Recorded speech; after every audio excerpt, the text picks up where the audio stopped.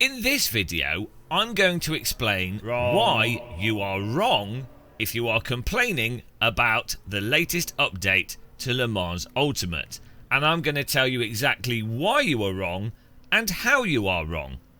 So, the first reason as to why you are wrong about the update to Le Mans Ultimate is that you are a low-skilled driver. That's right, you just need to get good. And if you complain about a video game that I happen to like myself, a racing simulator, flight simulator, or any game for that matter, the reason that you don't like it and the reason that you are struggling with it is because you are just bad at it. It doesn't matter what your arguments are and how well founded your arguments are, or the specific points of the arguments that you are making. They are all to be dismissed because at the end of the day, you just have to get good. You absolute noob and loser, and how dare you say anything negative about my specific sim religion of choice. Shame, shame on you indeed. Wrong. Reason number 2 as to why you are wrong about LMU. Car setups. You are indeed a complete idiot to expect a developer of a complicated racing simulator to update the car setups and make the default car setups drivable or more drivable to better accommodate a more difficult tyre model. What a moron and idiot that you are after having played a video game for multiple hours to then be surprised that the video game has drastically changed in its core mechanics from your perspective. Shame on you for being so dumb. Furthermore, you worthless simpleton, you should know that when it comes to realistic racing simulators, the core to realistic racing simulators is using car setups to mask, mitigate and hide the fundamental tyre model behaviour found in that simulator. A setup that exposes the fundamental nature of a tyre model in a simulator and maybe exposes a very binary condition in terms of grip coming and going, well, that's a setup issue combined with your skill issue. I, for one, will not stand for developers hand-holding players making their interaction and engagement with the simulator a predictable and enjoyable one out of the box. If you are not willing to have an engineering degree and the foresight to fully understand sim racing culture when playing an updated video game, shame, shame on you, get good. Wrong. The third reason as to why you are wrong about Le Mans Ultimate, and any simulator for that matter. The fact is, harder equals more realistic. If you cannot deal with the difficulty, you just can't deal with the reality of a simulator. Some uneducated prunes out there believe that GT3 cars, and in fact many vehicles, are designed largely around not killing the drivers and extracting as much wealth out of people or utility out of the vehicle as possible. Wrong. What you need to know is that the harder something is, the closer it is to reality.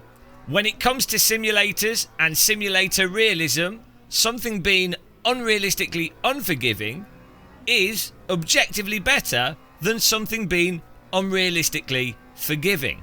That's because if something is unrealistically unforgiving, you are a noob, you are low skill, the sim is better than you, race drivers that you adore are better than you and more skilled than you, and you can appreciate the glory, the joy, the prestige and the allure of your motorsport to a higher degree.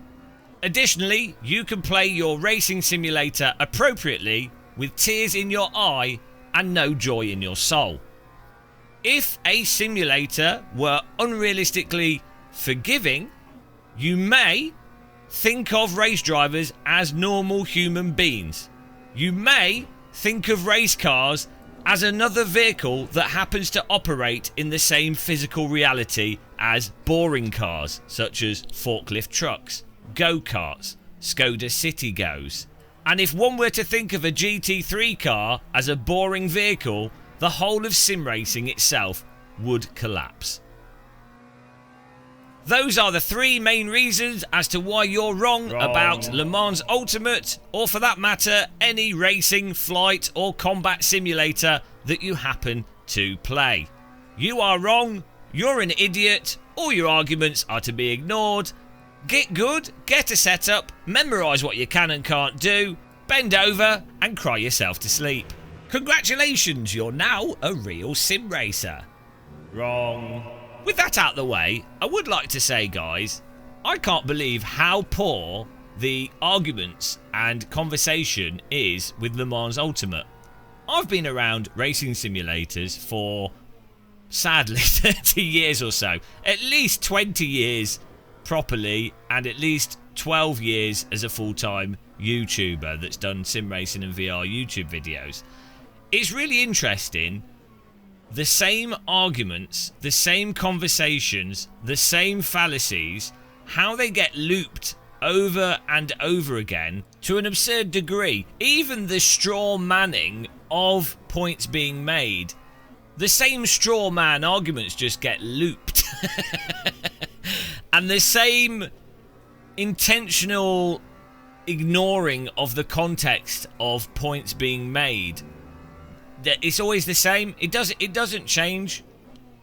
The simulators themselves have got more complex though, and in some ways the simulators do seem to be moving towards a singularity of consistency, and that singularity is actually something closer to, ironically, Automobilista 1, the first Assetto Corsa, and in some ways Richard Burns Rally, and even Live for Speed. Those simulators, though, had more simplistic, less complex tire models and physics, so in many ways it was easier for those simulators in perfect conditions to be quite realistic. But we're starting to see the more complex tire models and simulators gravitate towards the direction and end result that those simulators effectively already achieved 15 years ago. But, yeah, you know, the thing is, the fact of the matter is, with the points made in this video, yes, obviously, car setup really does affect how a vehicle drives. I do think it's bizarre to launch a game update without default setups that are actually consistent. But no, a car setup it shouldn't just be used to mask how a tyre model or inherent physics are. A bad setup on a car in a simulator, if anything, will actually expose many aspects of that simulator's fundamental driving. A really good thing to do is to load up iRacing, AC1 or any simulator and intentionally put bad setups on the car, remove the downforce, put more front downforce, make the springs harder, softer, change the ARB, mess around with the brake bias and see how that affects the handling of the vehicle. Obviously, in a GT3 car, those vehicles will be designed to be raced at a certain spec with the intention of a certain type of setup, certain amount of downforce for a given track, you know, and if you put a setup that's outside of that specification on the vehicle, you will get some bizarre results, or you might get unexpected results, and you might get situations where the grip just turns off. However, even with a terrible setup on a vehicle, in reality, and in many cases, you should still have some degree of warning, unless the setup's absolutely insane. You should still get some warning. A lot of things should still be catchable by a very skilled driver, and there should be a degree of feel to what's going on. You know, you shouldn't end up with a completely binary death situation, unless you go absolutely bananas with a setup. Obviously, all these issues and all these things operate on a gradient scale. There's a range to these things, and therein lies why so much of the sim racing conversation ends up being moronic, because anytime someone makes a point that's counter to some mainstream established view within the space, another person will straw man their point, taking the most disingenuous interpretation of what's being said. And obviously, as I say, there's a huge amount of variables and gradients or granularity, 2 points being made when it comes to race cars, physics, time models, handling, skill. You know, all these things are highly variable and very dependent on context. So it's very easy for someone to just dismiss someone else's point by taking a disingenuous view of what they've said. Yeah, it's never going to change. It's never going to improve. Sim racing is always going to be a bit stupid. The only hope is that developers do what they're doing and try their best, which they do for the most part.